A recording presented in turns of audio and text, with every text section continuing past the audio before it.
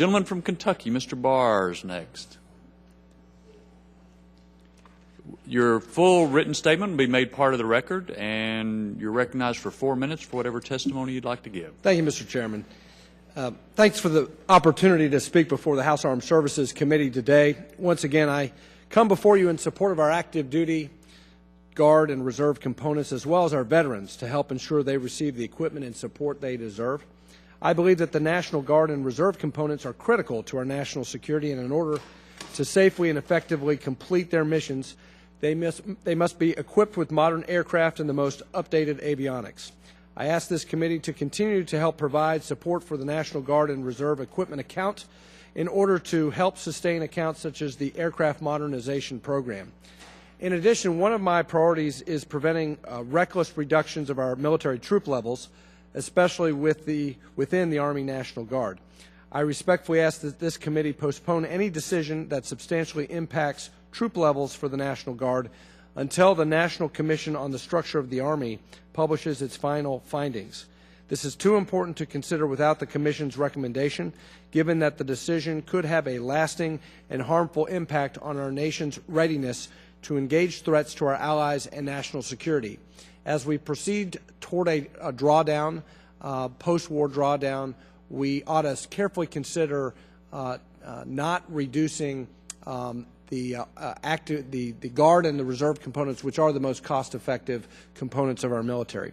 Several issues of concern have also been raised by my 6th District Veterans Coalition. I know this committee remains committed to helping combat military sexual assault and provide the best care possible for survivors. I encourage this committee to consider incorporating legislation I have introduced, H.R. 3775, the Military Save Act. This legislation would allow victims of military sexual trauma to choose treatment outside of the TRICARE or VA healthcare network that they would feel best fits their particular needs, so long as the care is in response to the MST. The TRICARE or VA system would issue the victim a voucher which entitles the victim to seek care from a private provider and serves as a promise by TRICARE or the VA to reimburse the private care provider for their services. This legislation can serve as an important tool in our ongoing efforts to help victims of military sexual assault. I'm also aware of the committee's actions to help address mental health issues within the military. Tragically, the recent event at Fort Hood is a painful reminder of how important it is to continue to provide critical mental health services to our service members and veterans.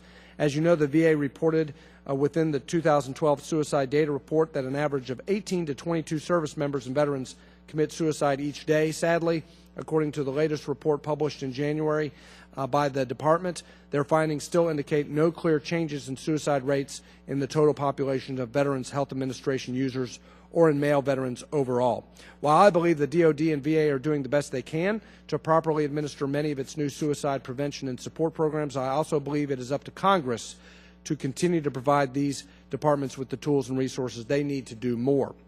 I also am concerned about the backlog, the medical claims backlog. It has reached an unacceptable level of 611,000 outstanding medical claims. According to the VA, claims have been reduced by more than 44%, and while I commend the VA on its efforts to reduce the claims backlog, actual reductions vary from facility to facility. Therefore, I urge this committee to commit additional resources to help ensure this issue is quickly resolved. Finally, I ask this committee's continued support in increasing public-private partnerships at all arsenals and depots. I represent the Bluegrass Army Depot. Public-private partnerships can play an important role in bringing long-term stability and jobs to communities while increasing revenue to the Army Working Capital Fund. This committee has taken a leadership role in this regard in previous NDAAs, and I encourage this committee to continue to take an active role in this area, in addition to continuing to commit to fully funding the demilitarization efforts at the 2 remaining depots in Pueblo and in my congressional district in order to fulfill our treaty obligations. And with that, I yield back the balance of my time, and thank you for your leadership on these issues. Great. Appreciate it. Any questions? Thank you again, Mr. Barr, for your testimony. Appreciate you being with us today. Thank you.